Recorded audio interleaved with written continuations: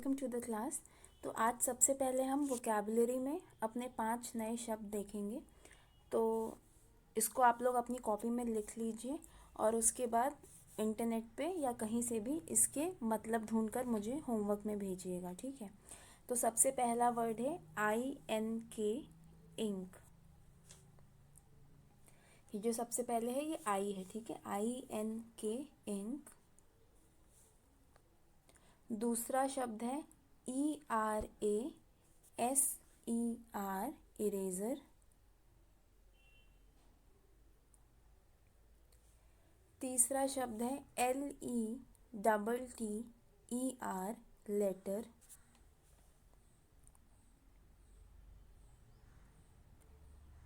और चौथा शब्द है STATIONERY,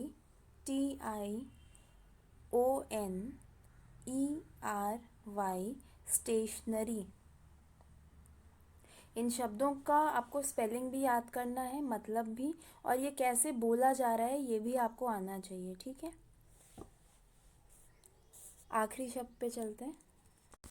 पांचवा शब्द है LIBRARY, लाइब्रेरी, ठीक है।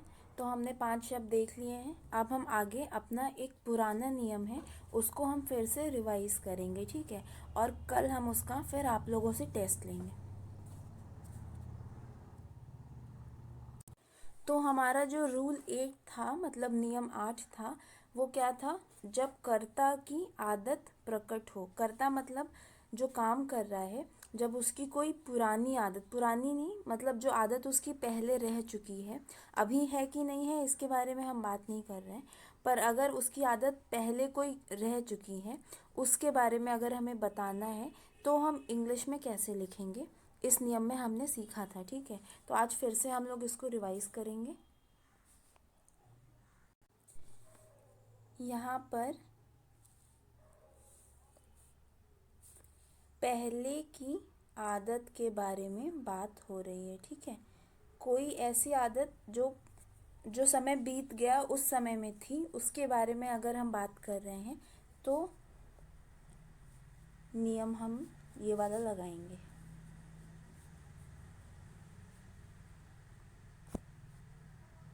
पहले की आदत, ठीक है। इसमें क्या करना होता है? इसमें जो हमारा कर्ता है यानी कि जो सब्जेक्ट है, he, she, it, name singular, they, we, you, I plural, इन सब के साथ हम यूज्ड टू लगा देते हैं, ठीक है। यूज्ड टू लगाकर फिर हम देखते हैं कि काम क्या हो रहा है, वर्ब की क्या फॉर्म है, और उसकी जो पहली फॉर्म है उसको हम लोग लिख देते हैं, ठीक। ये नियम हम पहले पढ़ चुके हैं, पर आज एक बार फिर से हम इसे दोहरा रहे हैं। रिवाइज करने के बाद हम कल इसका टेस्ट लेंगे, ठीक है। तो इसके एग्जाम्पल्स देख लेते हैं। पहला एग्जाम्पल है, वह झूठ बोला करता था।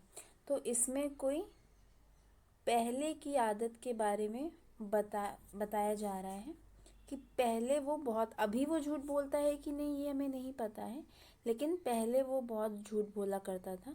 तो हमें पहले की आदत पता चली। अब हम इसका क्या करेंगे, इंग्लिश में ट्रांसलेशन करेंगे। तो जब भी पहले की आदत दिखी तो हमने यूज टू लगा दिया, वह के लिए हमने ही लिख दिया। अब यहाँ पर हम देखेंगे कि वर्ब क्या है, काम क्या हो रहा है। तो क्या काम कर रहा है? वो झूठ बोल रहा है, ठीक है। और झूठ बोलने को इंग्लिश में क्या कहते हैं? LIE, लाई कहते हैं। तो हमने वर्ब की कौन सी फॉर्म का इस्तेमाल किया है? हमने वर्ब की पहली फॉर्म का इस्तेमाल किया है। वर्ब क्या था? झूठ बोलना। तो हमने लिखा ही यूज टू लाई, वह झूठ बोला करता था। ही यूज टू लाई। दूसरा एग्जाम्पल देखते हैं, वह जल्दबाजी किया करती थी। तो यहाँ पर हमें क्या पता चला कि पहले वो क्या, क्योंकि यहाँ पर थी लगा हुआ है ना, इसीलिए हमें समझ में आ रहा है कि ये बीते समय की बात है। पहले की आदत, अभी वो ऐसा कर रही है या नहीं कर रही है इसके बारे में हमें अभी नहीं पता है। जब हम जो समय बीत गया उसके बारे में बात कर रहे हैं। तो वह के लिए हम लोगों ने SHE शी लिख दिया, और क्योंकि ये पहले की आदत है इसीलिए यूज्ड टू लिख दिया। यहाँ पर काम क्या हो रहा है, जल्दबाजी, ठीक है। तो जल्दबाजी करने को इंग्लिश में कहते हैं HURRY, हरी।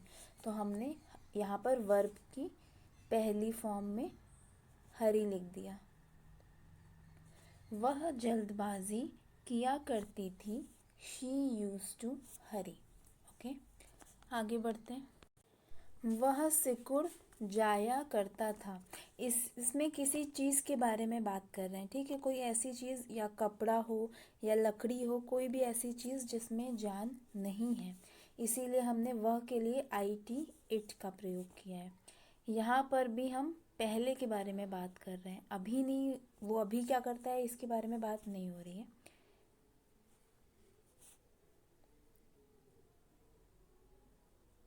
ठीक है, तो यहाँ पर इसीलिए हमने यूज्ड टू लिखा हुआ है। फिर यहाँ पर वर्ब क्या है, सिकुड़ जाया करता था, ठीक है। सिकुड़ना है वर्ब हमारी, तो यहाँ पर सिकुड़ने को इंग्लिश में कहते हैं SHRINK, श्रिंक। जैसे कपड़े कुछ कुछ सिकुड़ जाते हैं ना धुलने के बाद, या कोई भी चीज़ जो सिकुड़ के छोटी हो जा रही है, उसको इंग्लिश में हम लोग कहते हैं SHRINK, श्रिंक। तो ये वर्ब की कौन सी फॉर्म इस्तेमाल हुई यहाँ पर, पहली फॉर्म। वह सिकुड़ जाया करता था, इट यूज्ड टू श्रिंक। अगला एग्जाम्पल देखते हैं। नागेश इकट्ठा किया करता था। नागेश किसी का नाम है, तो हमने इंग्लिश में भी नागेश को नागेश लिखा है। फिर यहाँ पर भी नागेश की पहले की आदत के बारे में बात हो रही है,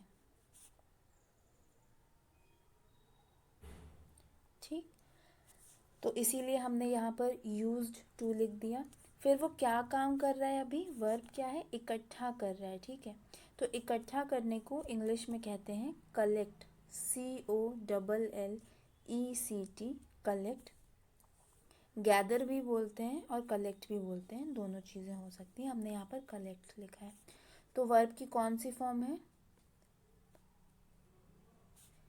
पहली, ठीक है। अगला एग्जाम्पल देखते हैं। मशीन शोर मचाया करती थी। मशीन अंग्रेज़ी का ही शब्द है, तो इसको हमने इंग्लिश में लिख दिया मशीन। उसके बाद यहाँ पर मशीन पहले क्या करती थी उसके बारे में, ठीक है। पहले की आदत, तो इसीलिए हमने यूज्ड टू लिख दिया है। अब यहाँ पर वर्ब क्या है, काम क्या हो रहा है, शोर मचा रही है, ठीक है। तो शोर मचाने को इंग्लिश में कहते हैं make noise, MAKE, make, NOISE, noise. तो शोर मचाने का हो गया मेक नॉइज़। यहाँ पर वर्ब की कौन सी फॉर्म का इस्तेमाल हुआ है, पहली।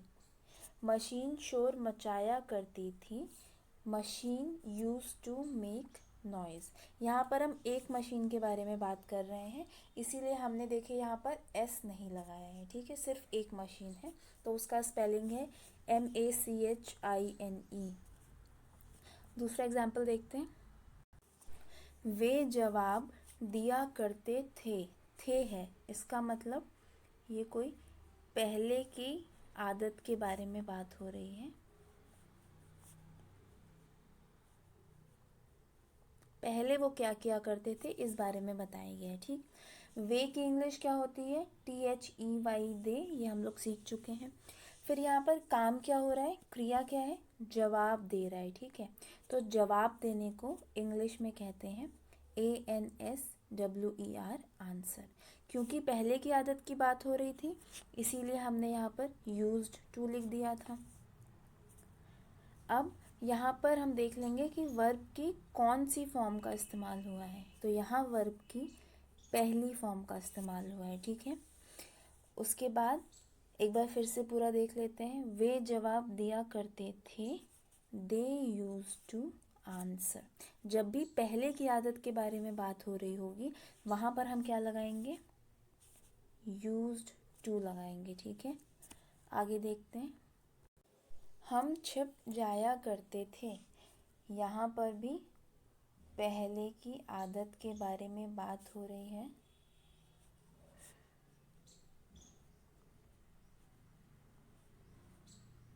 ठीक है, अब पहले की आदत के बारे में बात हो रही है, इसीलिए हमने यूज्ड टू लिख दिया। हम की इंग्लिश होती है WEV, और यहाँ पर क्रिया क्या है, काम क्या हो रहा है, छिप जा रहा है, ठीक है, कोई छिप रहा है। तो छिपने को इंग्लिश में कहते हैं HIDE। यहाँ पर क्रिया क्या है, छिप जाना, और छिप जाने को इंग्लिश में कहते हैं HIDE, हाइड। तो हम छिप जाया करते थे का इंग्लिश हो गया वी यूज्ड टू हाइड। यहाँ पर हमने वर्ब की कौन सी फॉर्म का इस्तेमाल किया है, पहली फॉर्म का, ठीक है। पहली फॉर्म का इस्तेमाल इसीलिए किया है क्योंकि पहले की आदत के बारे में बात हो रही थी, ठीक है। आगे बढ़ते हैं। तुम सोचा करते थे, यहाँ पर तुम की इंग्लिश हो गई YOU। सोचा करते थे, अभी सोचते हो कि नहीं सोचते हो ये हमें नहीं पता है, पर तुम सोचा करते थे, तो ये पहले की आदत के बारे में बताया जा रहा है यहाँ पर। तो हम क्या करेंगे, यहाँ पर यूज्ड टू लिख देंगे, ठीक है। फिर देखेंगे कि काम क्या हो रहा है, क्रिया क्या है, सोच रहा है कोई, तो सोचने की इंग्लिश होती है THINK, थिंक। तुम सोचा करते थे, यू यूज्ड टू थिंक, ठीक है। तो यहाँ पर वर्ब की कौन सी फॉर्म का इस्तेमाल किया हमने, पहली फॉर्म का। पहली फॉर्म का इस्तेमाल किया क्योंकि पहले की आदत के बारे में बात हो रही है। अगला एग्जाम्पल देखते हैं। मैं समझा करती थी, तो यहाँ पर मैं की इंग्लिश हो जाएगी आई। मैं समझा करती थी, ठीक है, ये पहले की बात है, पहले की आदत। मैं हर एग्जाम्पल में ये पहले की आदत इसलिए लिख दे रही हूँ जिससे आपको ये याद हो जाए, जब मैं बार बार बोलूँगी लिखूँगी तो आपको ये नियम याद हो जाएगा, ठीक है, इसीलिए मैं बार बार इसको लिख रही हूँ। तो पहले की आदत जब हो गई तो यहाँ पर क्या लिखा हमने, यूज्ड टू लिखा। फिर हम देखेंगे कि काम क्या हो रहा है, क्रिया क्या है, तो क्रिया है समझना, समझ रही है कोई, ठीक है। तो समझने को इंग्लिश में कहते हैं अंडरस्टैंड, UNDERSTAND, अंडरस्टैंड। मैं समझा करती थी, आई यूज टू अंडरस्टैंड। यहाँ पे वर्ब की कौन सी फॉर्म है, पहली फॉर्म है, क्योंकि पहले की आदत है इसीलिए पहली फॉर्म है। आगे देखते हैं। बच्चियाँ हंसा करती थीं, तो बच्चियाँ मतलब कई सारी बच्चियाँ हैं, एक बच्ची की बात नहीं हो रही है, तो इसीलिए हमने यहाँ पे बच्ची, एक बच्ची की इंग्लिश हो जाएगी GIRL, गर्ल। पर बहुत सारी बच्चियाँ हैं तो हमने यहाँ पर S भी लगा दिया है, तो GIRLS, गर्ल्स हो गया, ठीक है। फिर क्या काम करती थी, हंसा करती थी, ठीक है। तो कोई पहले की आदत के बारे में बात हो रही है, ठीक है, इसीलिए हमने यहाँ पर यूज्ड टू लिख दिया है। फिर काम क्या हो रहा है, क्रिया क्या है, हंसना। तो हंसने को इंग्लिश में कहते हैं LAUGH, लाफ। इसको हम लोग लाफ बोलते हैं, ठीक। तो बच्चियाँ हंसा करती थीं, गर्ल्स यूज टू लाफ। यहाँ पर हमने वर्ब की कौन सी फॉर्म का इस्तेमाल किया है, पहली फॉर्म का इस्तेमाल किया है क्योंकि पहले की आदत के बारे में बात कर रहे थे, ठीक। तो ये हमारा आखिरी एग्जाम्पल था, हमने सारे एग्जाम्पल्स देख लिए, ये नियम फिर से समझ लिया। अब इसके बाद वाली जो क्लास होगी उस क्लास में मैं आप लोगों का टेस्ट लूँगी, ठीक है। तो टेस्ट के लिए ये नियम अच्छे से याद कर लीजिएगा। अब हम अपने सारे पुराने नियम दोहरा चुके हैं और उनका टेस्ट भी कर चुके हैं, तो अब जो क्लास होगी उसमें हम कुछ नए नियम सीखेंगे, ठीक है। मतलब कल के टेस्ट के बाद जो क्लास होगी उसमें अब हम आगे नए नियम सीखेंगे। तो इस वाले टेस्ट के लिए आप लोग अच्छे से तैयारी कर लीजिएगा। All the best and thank you.